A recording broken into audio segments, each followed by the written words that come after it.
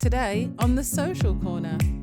Last thing I would want is to have all of these things that we just spoke about, you know, the riches, the houses, the finances, the business, have all of that and be sad and be, because I'm not living truly for me, I'm living for others.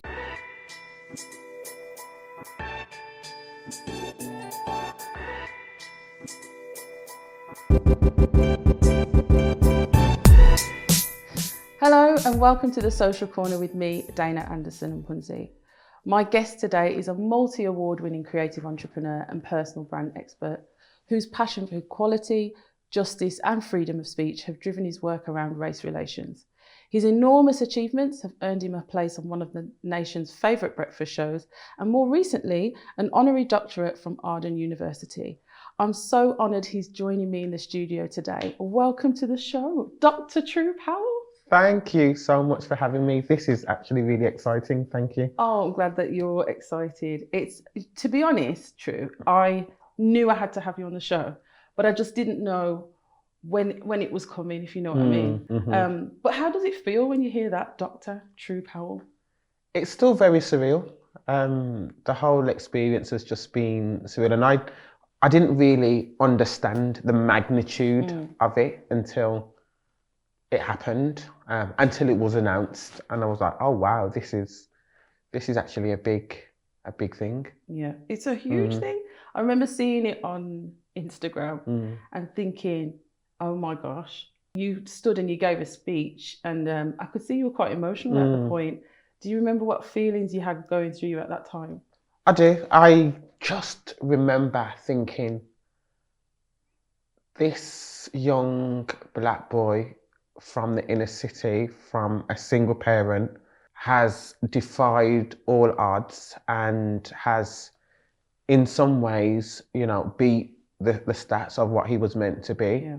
And is standing before this huge auditorium with many graduates, all ages, and has been honoured a doctorate in business, which is the very thing that saved me and that gave me a new life. I grew up in the inner city area of Birmingham, Newtown stroke Aston to be precise. And growing up in the inner city, opportunities were very sparse. You know, I'm not afraid to say I come from humble beginnings. You know, I was surrounded by gangs, drugs, violence, and life was difficult. You know, life was really, really difficult. Some of my friends I had growing up are unfortunately dead, or some in prison. And that was the way when you were growing up in the inner city, unless you had a superhero.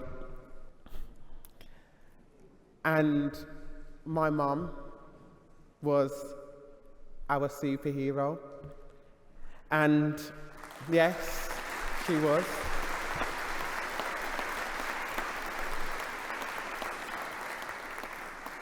And education was our saviour. Now, this is a journey from, I suppose, where you started off in life, because one of the things you said in your speech was that you came from humble beginnings, quite a big family as well, don't you? So can you tell us a little bit about growing up? What was it like for you? Who were you as a young child? Who was Tru Powell, actually? I still don't know. Tru Powell was very, at that age, I wouldn't say confused, but wasn't sure as to where he was meant to be in society. I think a single parent, 7 children in a city, 6 of which were boys, and all of my brothers, bar my twin brother, was, and I hate to use this term, but was very boisterous. And by that I mean, there was constantly out and doing football and all sorts of like sports and stuff. And actually, me and my brother, we were more into creative and performing arts, and we loved that. But because of that, we was constantly ridiculed because we went against the grain. And I think this is where this toxic black masculinity came in, and it was just, you can't do this. You have to play football. You have to be put in this box. And I think that caused a lot of not confusion, but a lot of suppression, because actually we wanted to sing and dance. That's who we were. That was what was in our core. That's what we really enjoyed doing. And at any given moment, that's what we would do. And it just was I think it was a really, really difficult period to go through. Was that was it the family that were kind of saying you should be, these are the kind of pigeonholes of what a young black male should do? Or was it society? But of course, my family conformed to that societal's expectations about what young black boys should be and what they should be into. With the exception of my mum and my sister, because they're just absolutely amazing people, and they was like, no, do what you want to do. And I remember kind of growing up, and I remember actually being in a dance group, me and my brother, and it was a dance group of like 30 girls, but there was the only dance group around that we could find. And the acronym was Kwan, which was the acronym for Queen of the Night. And you would see like 30 girls dancing, and then there was just me and my brother right in the middle, just dancing with them. But I think what that created was an extreme level of resilience, and an extreme level of actually you can do and be anything that you want to be. You've entered a space that society expects to be only female-led, and you've gone in there and you've done it fearlessly, and you've kind of silenced all the naysayers. And how old were you at that point? I'll probably say we were probably about, I would say about 9, 10. And then obviously when we went to secondary school, we had an opportunity to really engage in a lot of the creative stuff that was happening there. We grew up in poverty. I'm not afraid to say that. We didn't have things handed to us on a plate. We had to work. We had to fight for what we wanted, and it was really difficult. And of course, we grew up in a time, as you will know, gang warfare and post-Cold Warfare, and like beef was ripe. And because you were born and raised in Birmingham? Born and raised in Birmingham, and it was and it was either one way or another. And to live in an area like that and to not be involved in that, I think was a difficult thing, full stop, because the expectation was for you to be involved in and you're meant to rep the postcode that you're from. What did you think about it all at that time? Because obviously we grew up in the same era. I didn't grow up in those areas, so I wasn't exposed to it as much as I hear sometimes when I'm talking to people. But I imagine growing up in it and experiencing some of what you've already spoken about would be pretty difficult, or would you say that's correct? Or ish, I will, because it was so accessible and you were exposed to it. And you would have to be really, really strong-willed in order to reject those expectations. And let's be really, really clear, people don't enter gangs because they want to. People don't enter gangs because, they want to be seen as a big guy. Extreme poverty drives you to be in a gang. That need of family, belonging, usually, cases where there's been no father in the home, and, the young men want to seek family elsewhere. There's so many societal reasons as to why, young black boys, particularly from those types of areas, enter these gangs. And, I don't believe for one second that people enter it because they want to enter it. However, I think you've got to be really strong-willed in order to fight against that desire or that need to want to go into that space. So you're in a house, there's seven of you in total, and your mum. Was your father in the house? No. So where did you pull that will from? Where was your kind of role model or person that you looked at and thought, I want to emulate this? Or was it just an inner feeling? I think for my family, it was very, very different. I think the fact that we had a big family was enough to keep us, because we wasn't seeking that family allyship elsewhere. And, at the time, role models, they came in the form of, the TV and, my aunt and my uncle, they were a huge role model because they went off to university and then went to be a teacher and a doctor, and then I was like, oh wow, like this is we can do this because I've seen my aunt and my uncle who were not too older than us. You know, they were the cool aunt and uncle.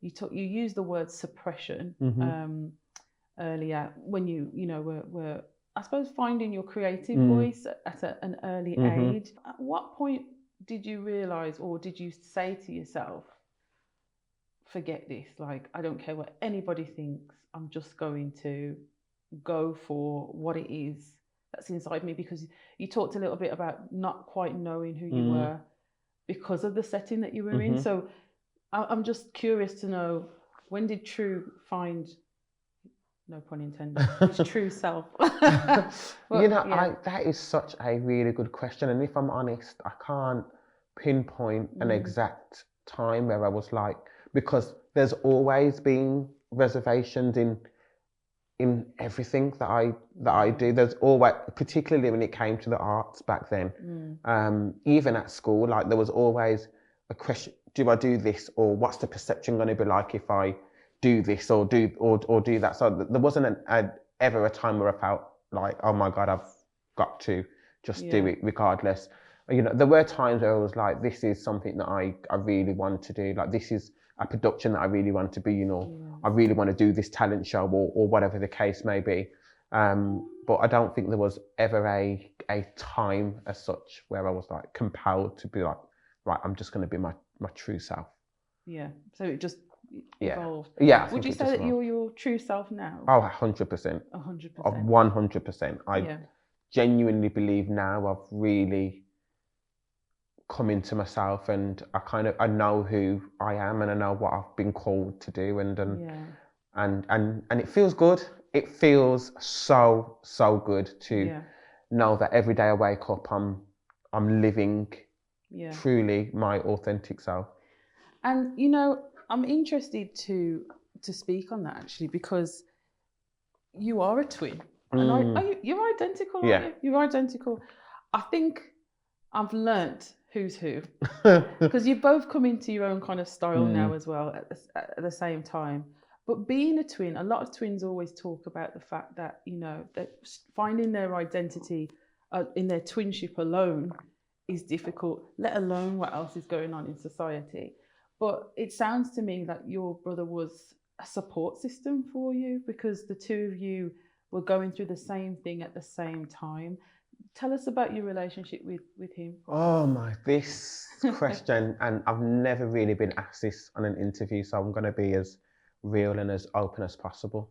I think being a twin, particularly to my brother Pelly, who's just an incredible human being, was being a twin is probably one of the most difficult things I've gone through, and he would say the same. And you know, it really has an impact on your identity and who you are. You know, you got to remember, since birth we kind of lived together. We slept in the same bed, and all throughout secondary school. Like, this is just, you know, we were very, very, very, very close, and we still are very, very close. And you know, a day wouldn't go by where we haven't spoke to each other morning, noon, and night. Like, we speak to each other pretty much every day.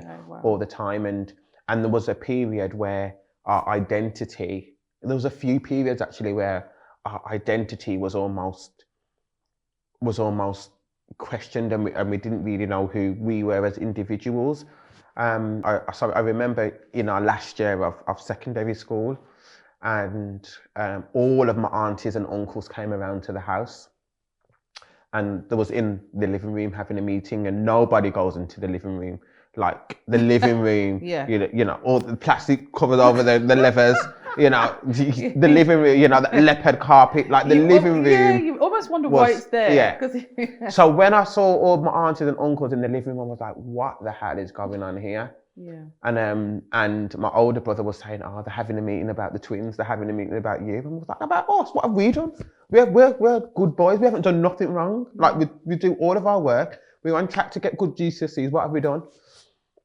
So I just remember the next day, and I remember the next day my mum calling me in and saying, yeah, we've had a meeting. The family is really concerned that you two are too close, and because of that, you must go to separate colleges. You must find your own identity, because if something happens to one of you, then the other one's not going to be able to cope. And at the time I was like, my goodness me, like we're going to the same, we want to go to the same college. We've thought about this. We've dreamt of our lives like together, like leave us alone, let us be. But no, they were really adamant. It was almost like a colour purple moment. We were like, please don't split us up. But I think it probably was one of the greatest decisions that my parents and family had done, because had I have not gone to a separate college, then I wouldn't have met my girlfriend, who is now my wife for 22 years, which is just amazing. And it allowed me to find a relationship with her, because I didn't have my brother there, and which is, I think, is one of the blessings. But at the time I was like, we do not want to be split up, but we were.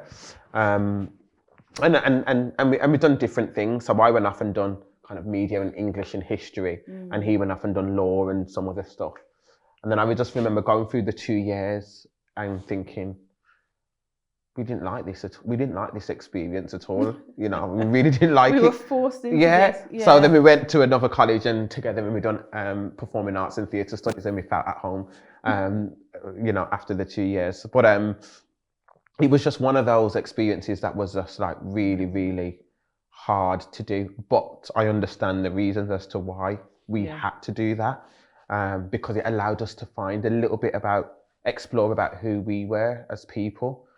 More recently, actually, where I've started to become really hyper visible, and my socials have become quite larger than his, and I went into the entrepreneurial space, and he's a teacher, and I think he found it really, really difficult. And he's not, he's really open about his mental health struggles that had been kind of, I guess, pinpointed and started through the fact that I had become more hyper visible, and it wasn't because he was jealous and bad mind, because he's always supportive. Let me just put that out there.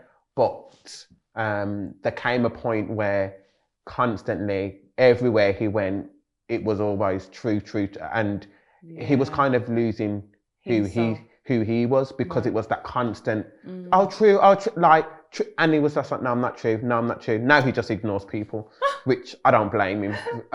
But he came off socials for a year. He came off, there was just so much stuff that he had to do to work on himself, because he was really struggling, and that then had an impact on our relationship. And then I was struggling with the fact that he was struggling, and it was just all really hard and just really, really messy, and just such a difficult time, because it had a huge impact. And to this day, both of us have said, if you have twins, please, for the love of God, and I know parents do what they want to do, treat them as people, separate people. When I see twins and they're young and they're dressed the same, and it makes me cringe, because I'm like, you don't know the psychological effect that by doing that, that's going to have on them in the long run. And I suppose dress them differently. The intent behind it isn't bad, is it? No. Because you see two, you think, oh, that's cute. But Mm. actually, what's going on? And they might not be old enough or able to talk about how it's affecting them. But it's true. Being a twin, there's a lot of psychological effects that has, and I think we've got to be really, really careful. If I was to ever have twins, from the moment that they can speak, I'm putting them in therapy, because I believe that they need it. How's your brother now? Good. So good, and he's very good. He's very, very good. That's good to know. So you mentioned the word family, and your family's played a centre part in your visibility, in definitely in the projection of who you are, and you've spoken quite fiercely about protecting who they are and aligned with you. How easy or difficult is it to do that when you are so busy, are so out there, you call your wife the background to your foreground. Tell me a bit about what family means to you and how you've managed to continue to, I suppose, be a good father and an example for them whilst giving them the time that they desire at the same time. This is so hard, and you say I'm a good father, and sometimes I'm like, I'm really not, because I don't so often have the time that I want to give to them. But for me, you know, my family are my priority, and that's my mindset. And if something isn't conducive to their well-being, or you know, sort of conducive to them, then I'm not going to do it. And also advocating for them, because I think, was it one of your sons experienced Oh yes, quite a difficult time, and I only viewed it from, as I said, social media, but it sounded quite intense, like so intense. but you were giving a voice to, I suppose, the experiences of so many young Black children in school. Tell us a bit about that. Tell me, how did that So happen? that was a very extreme situation.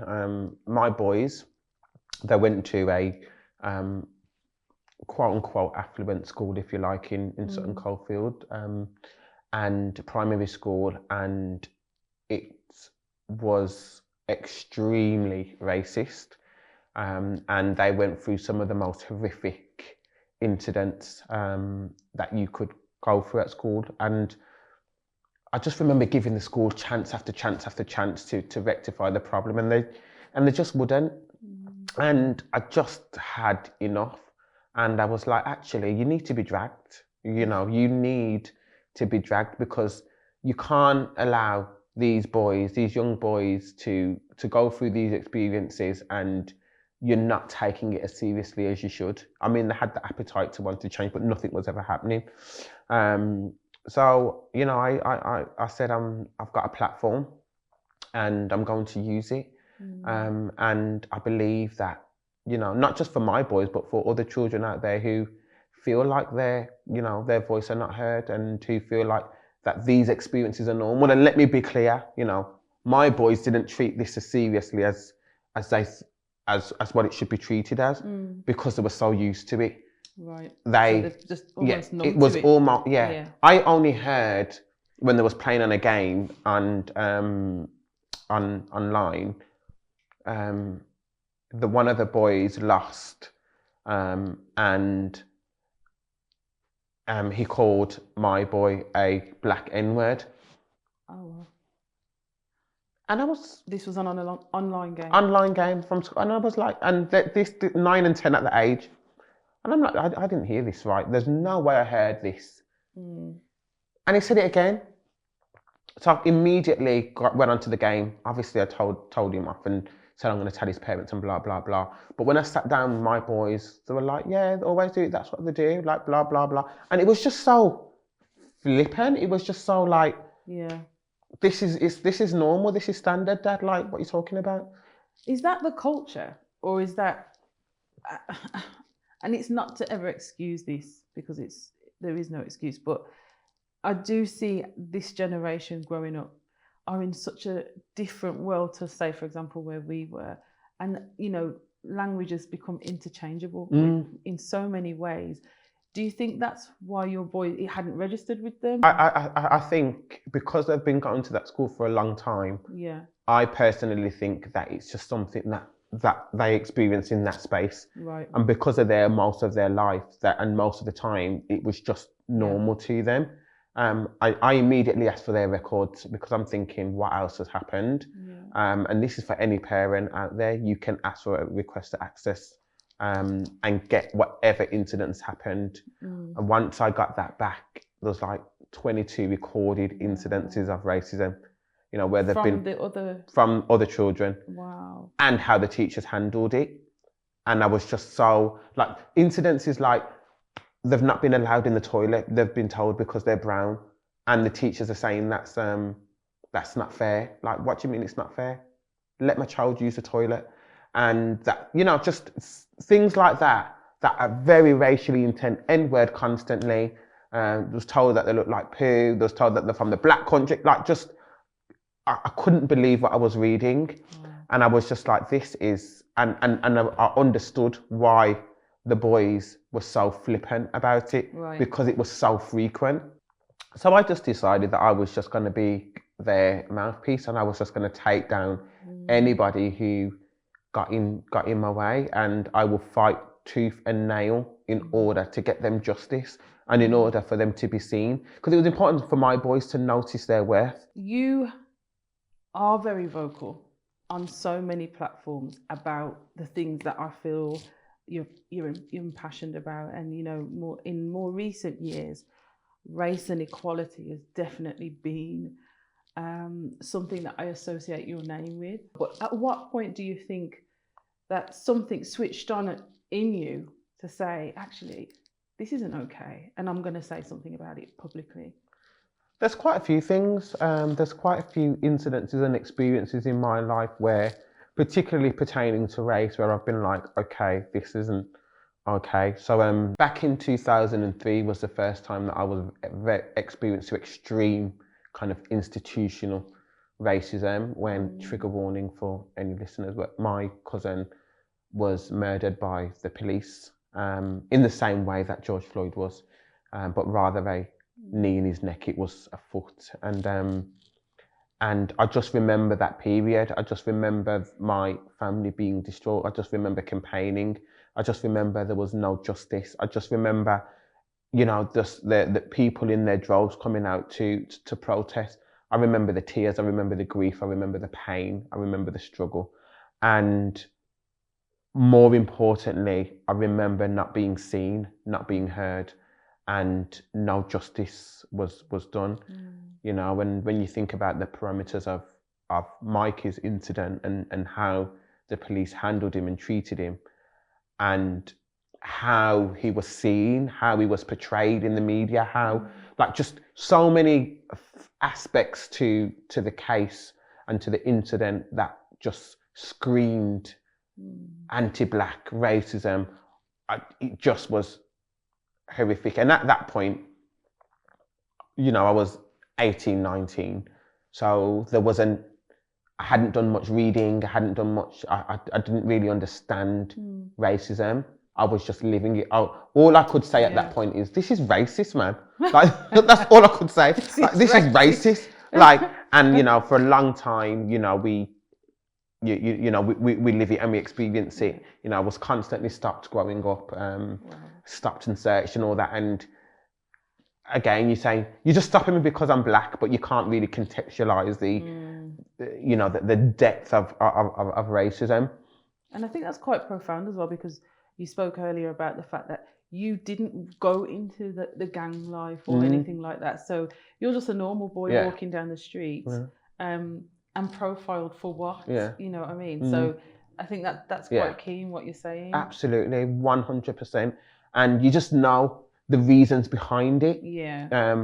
But you know, it's never seen or heard or anything like that. And it's just quite key. And then obviously, of course, we went to a white school, and both my brother and I, we experienced racism there. And again, we just accepted it, and it was just part and part of as to who we are and our makeup. But I think the moment that I decided to become more vocal, there was two moments. So of course, George Floyd, not just because it brought back so many horrible memories, and those memories of pain, grief, struggle and strife that I explained earlier, but actually now I'd done a bit more reading and I could contextualize and articulate why I was feeling this way and what was wrong and why there was so much injustice. And also at that point I had a platform. You know, I was constantly on Good Morning Britain. I was constantly doing press stuff and around different things, around business and stuff. So I had influence with the media. So I was like, actually, I need to use my voice in this space. I would also like to see the teachers and anybody that was involved in the case sacked.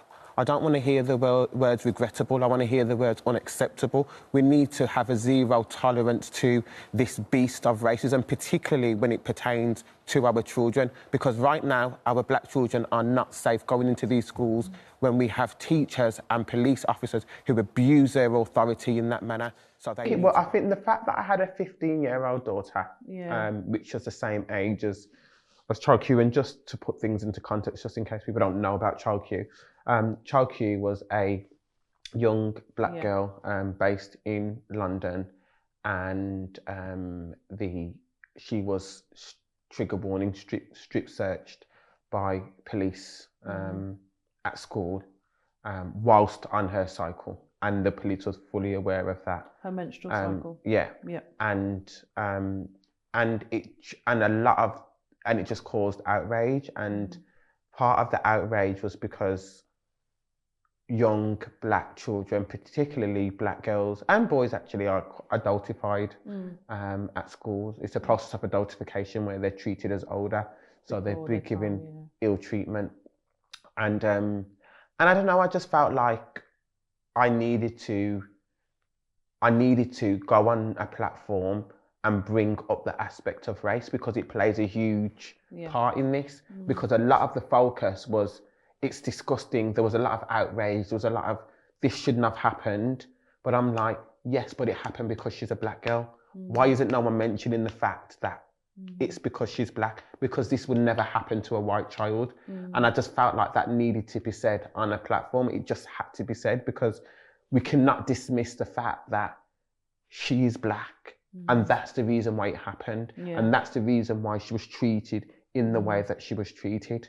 I want to go back a bit, because you haven't escaped me. Take it back. Take it back. So we got to, I think it was you entering your teen years, you were in your teenage years, because you and your brother had kind of gone to separate colleges. But then you said you came back together and went to another college, to study performing arts. Yeah. So this is the Tru that I know, the performer, the creative person. This is the person I met, I think, when we met. Talk to me about that time now, because now you're forming another part of your identity. We've talked about your the race relations and championing that, but it was at this point, it seems to me, that you started to carve a space not only for yourself, but so many others like you. What was happening at that stage? I think, it was always going to be the case. I think it was always going to be that we would go back to our true love. And I think when me and my brother was going through what we was going through when we were younger, we kind of made a promise to ourselves that as soon as we get of age, we are going to create something, a space for young black boys from the inner city to engaging, and it's safe. And they can be their self unapologetically and fearlessly, and that was always our drive. So as soon as we left school and stuff, we've done lots of performing arts in and around the inner city in terms of teaching young people how to dance and perform and to sing, and we've done that throughout schools. And then Aston Performing Arts happened, and so for anyone who doesn't know, what is Aston Performing Arts? So Aston Performing Arts is a organisation that's based in the inner city that provides performing arts access to inner city young people through the tuition of music, vocals, dance, drama. And then also we have a commercial arm where we go out and perform at different events and so forth. But we had to create a space where, and we inherited Aston Performing Arts actually, which was just an amazing thing from Andrew Daniels. But it was something that we were really passionate about, because now, our young black boys can dance fearlessly in a safe space, and if they want to wind up and clean up, they can, and that's fine with us, and that's fine with the space that they're in, and that's why we wanted to create it, because it was just so important. And I think what it allowed me to do, and allowed both of us to do, is be ourselves unapologetically, because people see Aston Performing Arts, they see me and my brother on stage, and they see boys and stuff, and they become susceptible to the idea. They'd be like, oh my gosh, this is sick. Like, now they're like, oh wow, but it's just how the world works. Now that you see us on these platforms and these stages, and it's becoming susceptible now.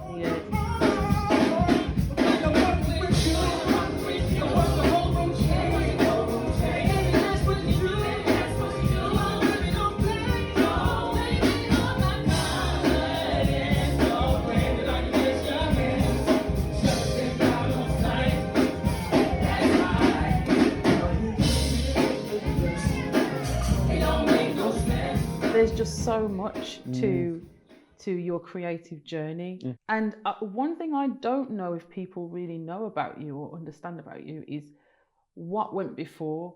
Where did this all begin? Oh, goodness me. So my event management journey started, I would probably say, in my last year of uni. Before that, I'd done lots of kind of like smaller events and working in like hotels and stuff. And by that, I was just waiting and kind of really interested to see how it went. But I think in my last year of uni, I then had a job at the Drum Art Centre. So I was working there full time and kind of looking after their events and their operations team, which was amazing. So we was delivering events for like, you know, big stars back then who I looked up to, for like, you know, Flowetry and Music Soul Child. And you see little old me like managing these big projects. And, you know, and I was just like, this is incredible. And I thought to myself, I want to do more events. And, you know, I, true to my word, I just, I remember just working one day and I went to a meeting with all the arts venues and city council and blah, blah, blah, just talking about different projects and stuff. And then a month or a couple of months later after that meeting, I had a phone call from Marketing Birmingham to say, oh, you know, we really like you and we want you to come and we're creating this job and we want you to come and head up our corporate events. I was like, me? Why me? I was thinking, because I've only really just started to deliver these major events.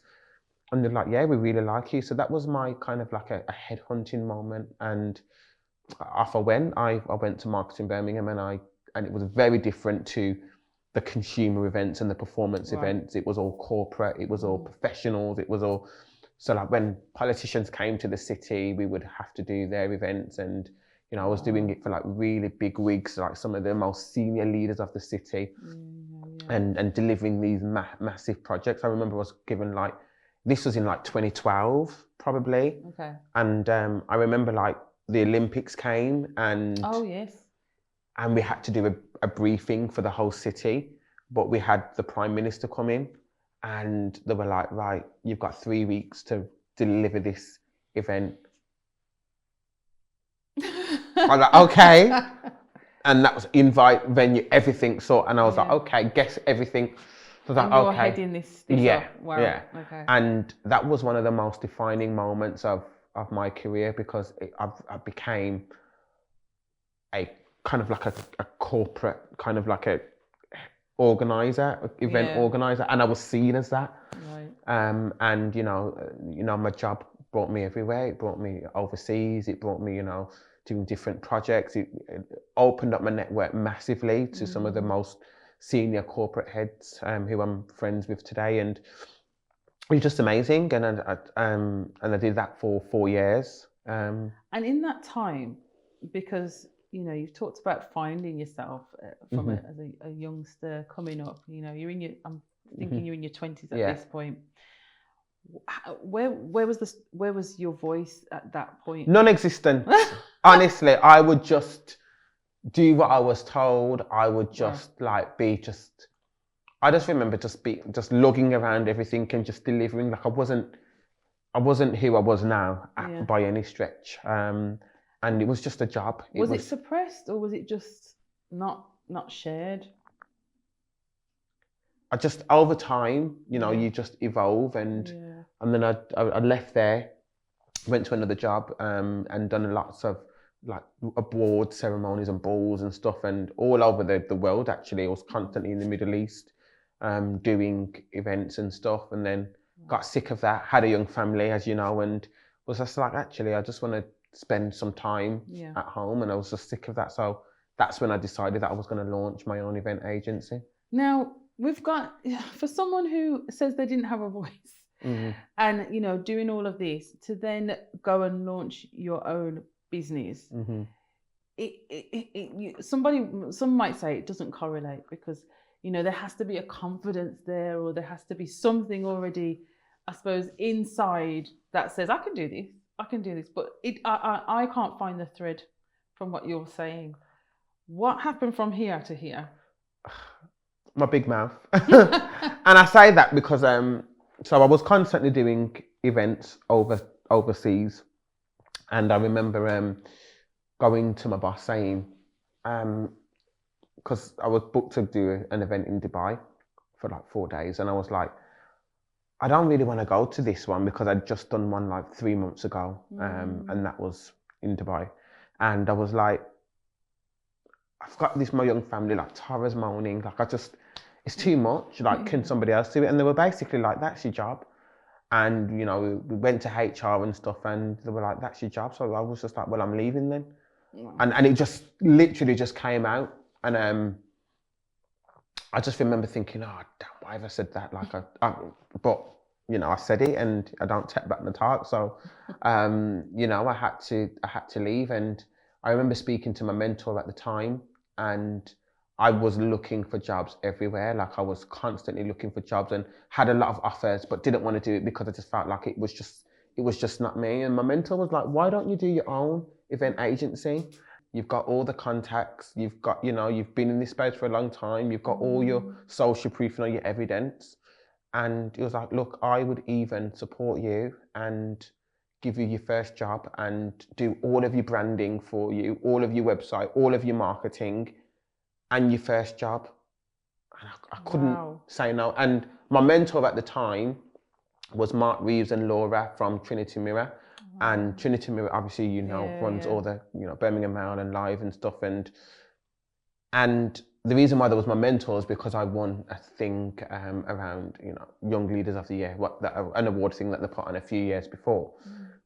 And I just was like, well, I can't say no to that, can I? I really couldn't say no, because they literally gave me everything on a plate, including they was launching this massive campaign for like Wow Brum. And it was this big event that they was doing in Digbeth. And it was amazing to be involved in and to deliver. So I was like, fine. Yeah. I couldn't say no. And that's how the fully fledged kind of self-employment happened. Otherwise, it wouldn't have I don't think I would ever have had the confidence to do it without that backing and support. Confidence being the key thing, because you know, so many people want to start their businesses and it doesn't last or whatever it might be. But there's a certain type of resilience that you need to keep going when things get tough. Where do you draw that resilience from? I mean, how have you built that up over the years to say, okay, yes, this isn't great, but I've got to keep moving? Where do you draw that from? Can I be honest? Fear. Wow. And fear of going back to where I started, fear of going back to poverty, fear of not having enough, fear of that suppression and not being able to live my true self, and fear of not being able to provide for my family and for my kids, and not being able to meet their expectations and their needs. Although, you know, they're not bratty, they're really good kids, and if we lost everything today, I'm sure they'll be absolutely fine as long as we're together. But for me, it's that fear of going back to poverty where I had to scrimp and save and, you know, not know where our next meal was coming from and stuff like that. And I think that's one of my biggest driving forces, and saying, like, you can't fail. Are you able to be present in the journey? Oh, absolutely. And I think it's not to the point where I feel like stressed out about it or have that anxiety. It's more motivation. It's more, right, get up and do this, because if you don't do this, then this is the potential outcome, which is you'll go back to this space where you clearly wasn't happy. And I think for me, that's it's a driving force. And you know, I want to be able to provide. I want to be able to provide. I want to be able to give my kids an example. I want to be able to achieve great things. I want to be able to live up to my true potential. You know, I believe everyone was put on this earth for a reason. And, you know, I wouldn't want to do this thing called life and not be 100% satisfied with the effort that I put in. Yeah. I want to leave this space, this place, whatever we call it, and look back and think, I gave that my best shot. Yeah. You know, and that's really kind of why I work and don't leave nothing on the table.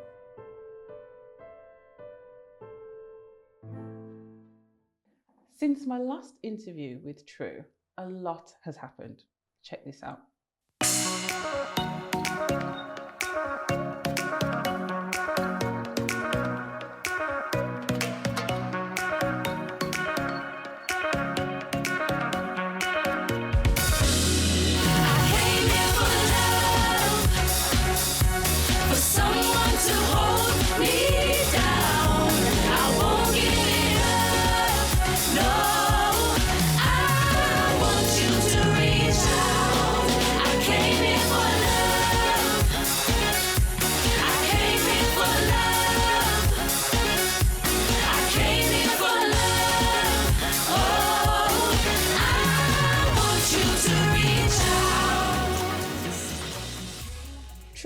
Welcome back to the Social Corner. Thank you for having me again. Thank you. I know, I've never actually done a follow-up interview before. Oh, wow.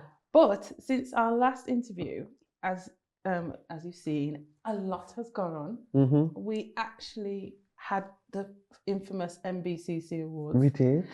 And I feel like I was at the Black Oscars. Oh, wow.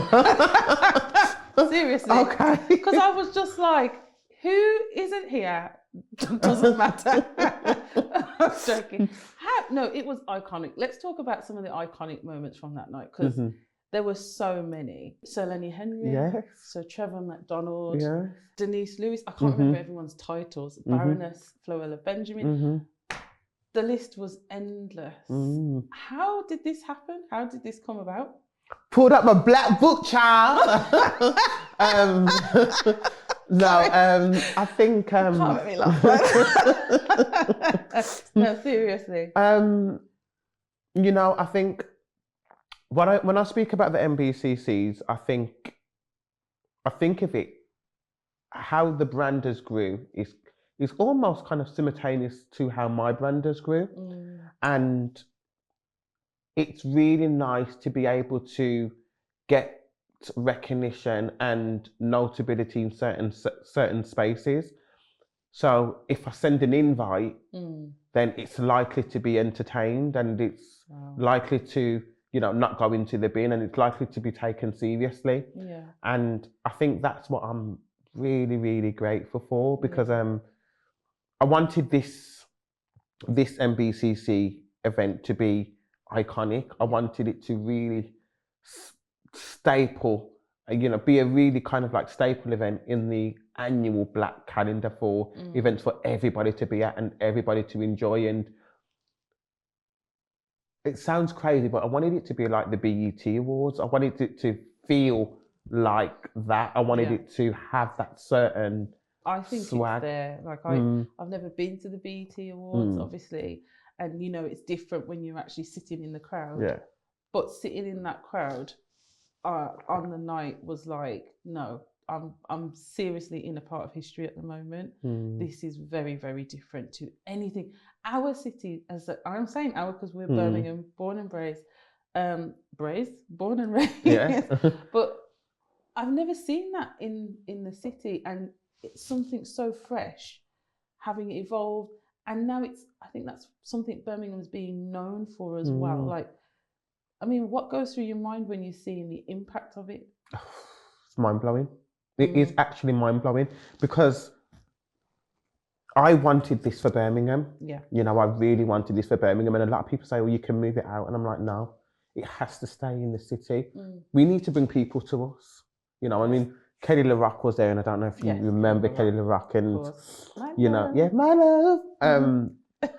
And she was like, when when I initially invited her, she was actually quite serious, and we had a conversation, and she was like, when I got the invite, I was like, I don't know if I can be bothered to go to Birmingham and all, because this is what this, it carries. It's effort. You've got to dress up. You've got to come to Birmingham. It's a day or two out of your calendar, and and I was like, actually, I want people to come to us. We have bags of talent here. We have, and we've got an amazing city here. We've got amazing people here. So why don't people come to us? And I really, really wanted that. And, I'm name dropping, and I shouldn't be, but, I spoke to Kanye King about it, and she was like, one of the key selling points of it is that it's in Birmingham, because everything seems to be London centric. And it's been like that for years. And I was like, you know what, we need to make this work in Birmingham, and we need to bring people to us, and we need to give them a show, an experience. And it's just an amazing feeling. It really is just amazing that it's getting the recognition that it deserves, because it's been a journey. I don't think we discussed this before, but because you're synonymous with the name and the brand of the NBCC Awards, but you actually took it over, didn't you? So you weren't with the awards from the beginning. No. What year did you come? Because it's been going for how long now? So it started in 2016. Right. So Zoe Bennett founded the awards in 2016, an amazing lady, and still very much a part of what we do. And you were a bit sceptical at first. Oh gosh, yeah. You were like, yeah, because obviously I've heard this because you told it at the event, but I was surprised to hear that at first you were a bit like, I'm not sure. Kind of, no. Yeah. and I, because I'm really careful to what I put my name to, and the 2017 event for me, it was good, but it wasn't an event that I would be doing. And you got to remember, at that time I had an event management agency, and any event that I get involved in is going to be reflective of the work that I do.